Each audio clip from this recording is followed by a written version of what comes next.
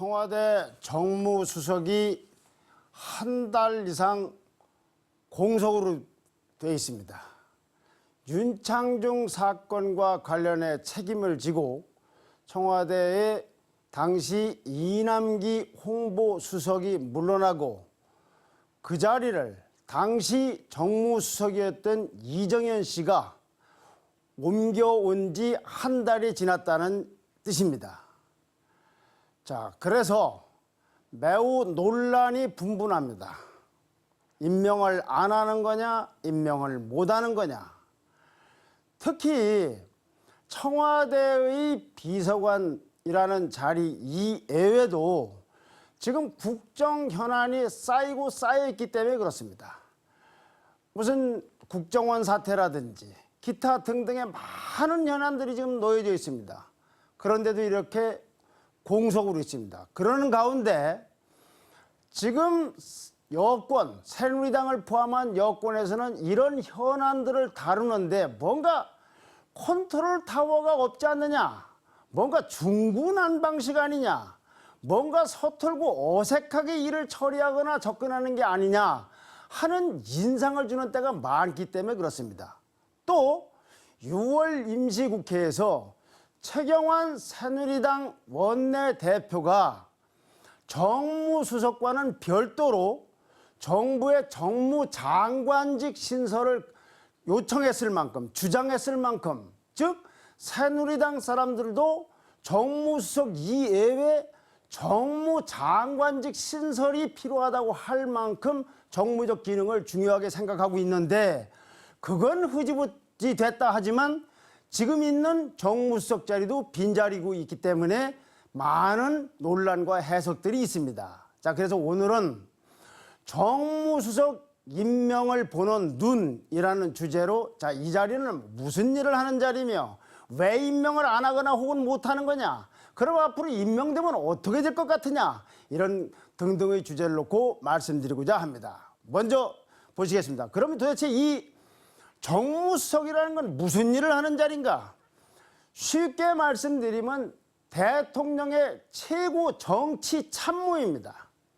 공식 서열은 청와대 내에서 5위입니다. 비서실장, 우선 경호실장, 안보실장, 그리고 국정기획수석, 다음으로 5위입니다. 그리고 차관급입니다.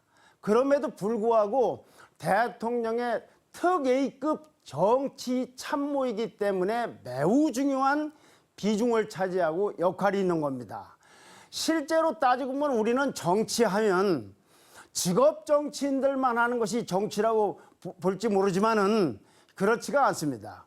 모든 행위에는, 대통령의 국정 운영 행위에는 정치적 요소나 판단이 반드시 들어가 있습니다.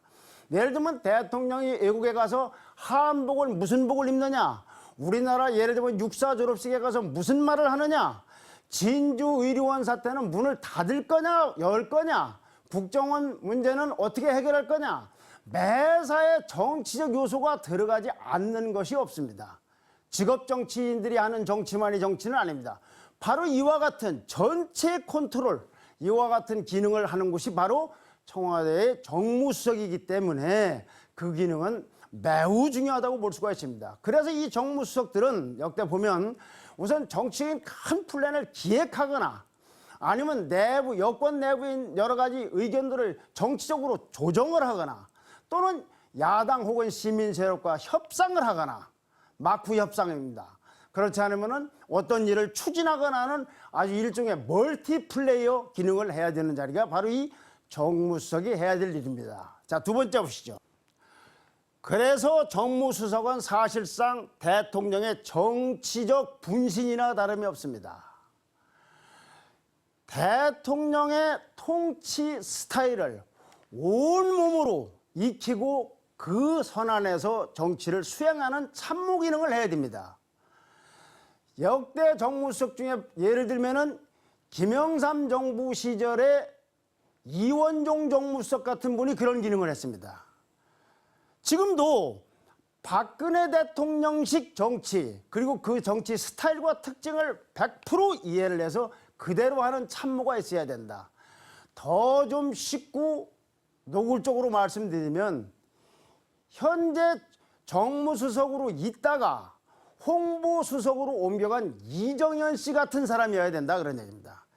이분에 대한 개인적인 평가는 어떻든 박근혜 대통령이 이분을 보는 눈은 그런 것 같습니다.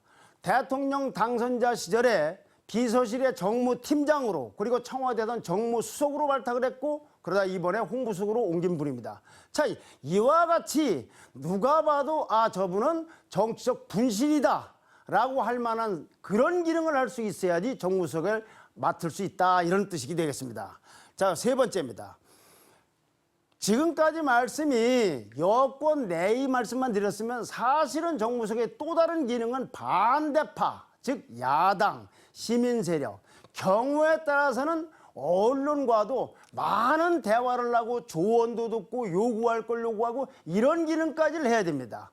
어떤 때는 공개적으로, 어떤 때는 의전적으로, 어떤 때는 비공개적으로 대화도 하고 요청도 하고 의견도 수렴하는 이런 창구 기능까지를 복합적으로 해야 됩니다. 왜냐하면 반대 세력이라든지 시민 세력에서 볼 때에는 새누리당의 당직자보다는 청와대에서 즉 대통령을 지근거리에서 보좌하는 정무수석에 훨씬 더 신뢰감을 둘 수가 있기 때문에 그랬습니다. 그동안의 정무수석들은 왕왕이 그런 기능을 해왔습니다. 심지어 이명박 대통령 시절에 새누리당의 의원이었던 박근혜 당시 현 대통령, 당시는 의원이었습니다만 이분과 이명박 대통령 간의 회동도 부분적으로는 당시 정무수석들이 그 조정 기능을 했습니다.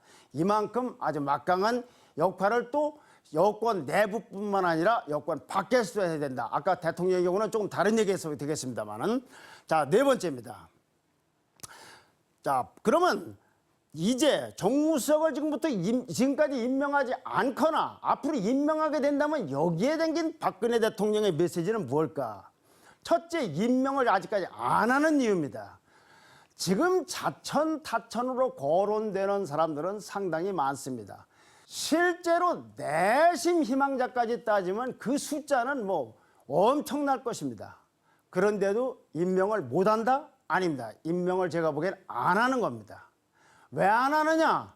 이와 같이 막중한 기능을 갖고 있고 역할을 해야 될 정무수석감이 없다는 판단입니다. 그럴 바에는 차라리 지금 제재, 예를 들면 김선동 정무비서관이 그런 대로 역할을 하고 있고 이정현 수석이 하는 역할 이런 상태로 가는 게 낫지, 여기에 별로 능력도 없는 사람 구직 차원에서 이렇게 시켜놨다, 이건 곤란하다 이렇게 판단한 게 아닌가 싶습니다. 특히 이 자리가 갖고 있는 정치적 상정성이 매우 크기 때문에 잘못 들어오면 잘못 발탁이 되면 현재 비서실장이라든지 다른 수석들과의 관계에서 분란을 일으켜서 그런 대로 갖추고 있는 팀워크 플레이가 안 될 가능성도 있습니다. 그렇게 되면은 이거는 대통령의 이해관계로서는 전혀 맞지가 않는 것이다 이렇게 되겠습니다. 그래서 이제 박근혜 대통령이 누가 임명을 하라 말든 간에 적임자가 있다고 판단되거나 도저히 적임자를 더 이상 찾을 수가 없다고 판단되는 시기에 누군가를 임명할 건데, 그때는 임명되는 사람이 중요한 게 아니라 이 사람을 통해서, 이렇게 임명된 새 정무수석을 통해서 박근혜 대통령이 여권과 야권과 국민에게 보내는 정치적 메시지가 있을 걸로 보입니다. 그때까지는 별일이 없을 걸로 보입니다. 왜냐하면 따지고 보면은 최고의 정무수석은 박근혜 대통령 자신이기 때문에 그렇습니다. 이제 말씀을 마치면서 오늘은 종전처럼 책을 인용하지 않고 어떤 한 국회의원의 발언을 소개해 드릴까 합니다. 일부 소개가 된 얘기입니다만은 새누리당의 이재호 의원 발언입니다. 이분은 이명박 정부 시절에 실세 중에 실세로 꼽혔던 분입니다. 이분의 발언을 보시겠습니다. 3일 새누리당 최고 중진 연석회에서 한 발언입니다. 이명박 대통령의 임기를 끝내고 청와대를 떠날 때 갔었는데 정말 순식간에 5년이 지나갔더라.